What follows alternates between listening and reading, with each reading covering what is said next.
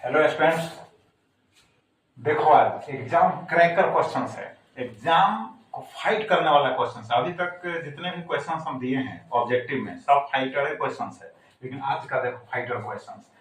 First है आज का, the relation between geometrical length and magnetic length. Geometrical length and magnetic length जो होता है मैग्नेट का, उसमें क्या रिलेशन है? तो L M is equal to 5/6 L G हो गया। एल एम का मतलब मैग्नेटिक लेंथ हुआ और यह ज्योमेट्रिकल लेंथ हुआ, राइट। नेक्स्ट क्वेश्चन देखो, ampere hour is the unit of charge होता है, क्योंकि करंट इज इक्वल टू होता है charge upon time, therefore charge is equal to होगा current into time. Next question देखो, जैसे 1 kilowatt hour is equal to 3.6 into 10⁻⁶ joule energy है। Joule किसका यूनिट है? एनर्जी का। तो किलोवाट आवर भी एनर्जी का यूनिट है। ऐसे यह कॉमर्शियल यूनिट है, इलेक्ट्रिकल एनर्जी का कॉमर्शियल यूनिट है। 1 kilowatt hour is equal to 1 unit होता है और वह इतना जूल के इक्वल होता है। नेक्स्ट क्वेश्चन देखो, एनर्जी इक्विवेलेंट टू एएमयू, यानी 1 एटॉमिक मास यूनिट जो होता है उसका वैल्यू एनर्जी के रूप में कितना होगा? तो 931.5 mega electron volt. Next question देखो, रिलेशन बिटवीन, यहाँ पर टी हाफ लिखा हुआ है लैम्डा। टी हाफ का है, ये है हाफ लाइफ पीरियड। जो रेडियो एक्टिव एलिमेंट होता है, जो सबस्टेंस होता है, उसका हाफ लाइफ पीरियड है। लेमडा है डी के कांस्टेंट। तो दोनों के बीच रिलेशन है T half is equal to 0.693 upon है लेमडा। अब इसको ऐसे भी लिख सकता है, lambda is equal to 0.693 upon हो जाएगा टी हाफ, और इसी में हम लिखे हैं टी एवी यानी टी एवरेज। एवरेज जो लाइफ है, एवरेज लाइफ जो पीरियड है is equal to 1 upon lambda होगा। नेक्स्ट क्वेश्चन देखो, de Broglie wavelength, lambda is equal to h upon root over 2m ev। कभी कभी ev नहीं लिखा हुआ रहेगा ऑप्शन में, यहाँ e लिखा हुआ रहेगा, तो lambda is equal to h upon root over 2me correct है, ठीक है।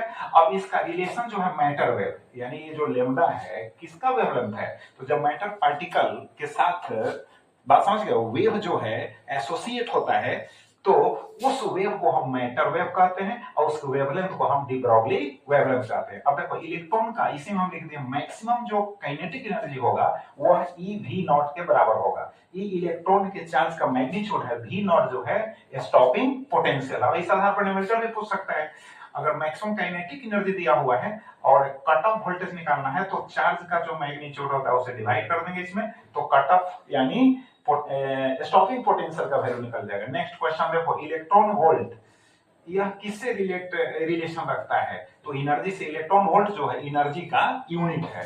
नेक्स्ट देखो, dimensions of H. H means क्या हुआ? प्लैंक्स कांस्टेंट हुआ और उसका डायमेंशंस ml2t इनवर्स, और इसका वैल्यू होता है 6.63 into 10⁻⁻34 जूल सेकंड। कभी कभी जूल सेकंड यूनिट पूछ देगा, joule second is the unit of, तो क्या होगा? प्लैंक्स कांस्टेंट होगा।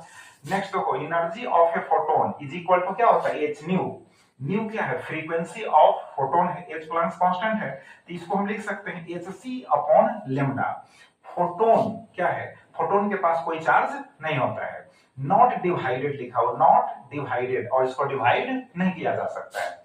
अब देखो, हाइड्रोजन एटम का जो लाइन स्पेक्ट्रा होता है, उस लाइन स्पेक्ट्रा को सोलर स्पेक्ट्रम से जब कंपेयर किया जाएगा तो कौन किस फील्ड में आएगा, किस एरिया में एग्जिस्ट करेगा, उसको हम दिए हैं। लाइमन जो सीरीज होगा यूवी रेडिएशन, बामर जो सीरीज होगा विजिबल रेडिएशन, पासन होगा, ब्रैकेट होगा, फुंड होगा, ये सभी जो है इंफ्रारेड रेडिएशन से रिलेशन रखते हैं, राइट। नेक्स्ट क्वेश्चन देखो, अब जो है En ये टोटल एनर्जी इलेक्ट्रॉन का है, तो टोटल एनर्जी इलेक्ट्रॉन का एटम में -13.6 Z² upon n² electron volt है। अब हाइड्रोजन का केस, अगर हाइड्रोजन का केस नहीं है तो यहाँ पर ये तो कांस्टेंट हो गया, तो En जो होगा प्रोपोर्शनल टू क्या हो जाएगा? Z²। फिर En प्रोपोर्शनल टू क्या होगा? 1 अपॉन n² होगा।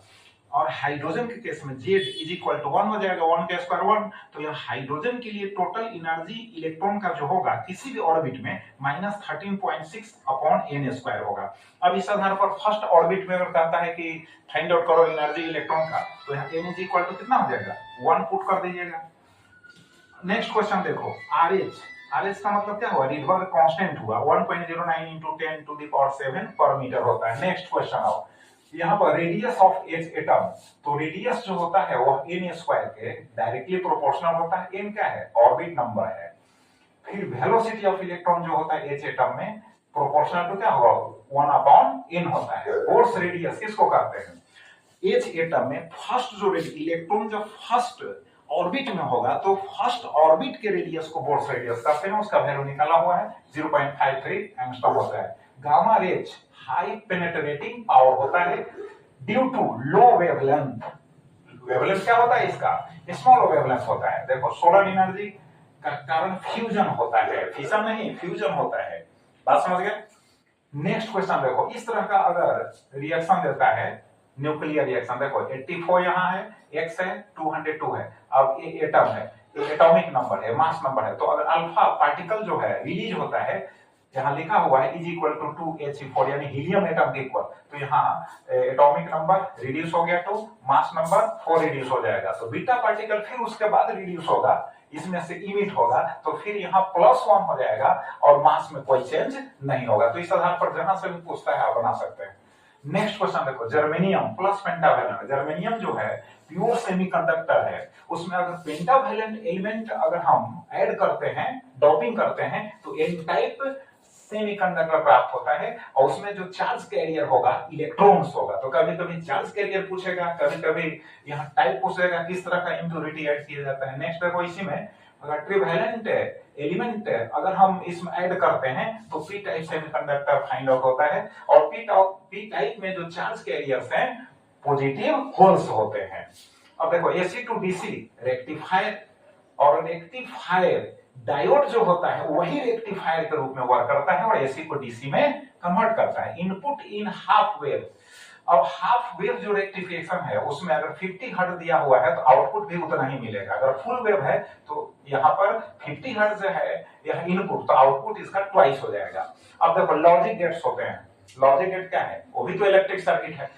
तो लॉजिक गेट में एंड गेट का सिंबल है, देखो सिंबल सबका दिया है, नैंड गेट का है, और गेट का है, नॉर गेट का है, नॉर गेट का है, सिंबल दिया हुआ है और यहाँ पर जो है उसका बुलियन एक्सप्रेशन दिया हुआ है। तो कभी कभी बुलियन एक्सप्रेशन पूछेगा। एवरी ईयर वन क्वेश्चन जो है लॉजिक गेट से रहता ही है और कभी सिंबल पूछ देगा, तो यहाँ पूरा हम मेंशन कर दिए हैं। जेनर डायोड जो होता है उसका भी सिंबल यहाँ दे दिए हैं। अब देखो ट्रांजिस्टर में क्या होता है? आई का मतलब क्या हो गया? इमीटर करंट, IB का मतलब बेस करंट, प्लस क्या हो गया? IC कलेक्टर करंट हो गया। तो emitter current is equal to base current plus हो गया कलेक्टर करंट। अब अल्फा क्या होता है? अल्फा जो पैरामीटर है 1 से लेस होता है और फिर IC by IE is equal to होगा अल्फा।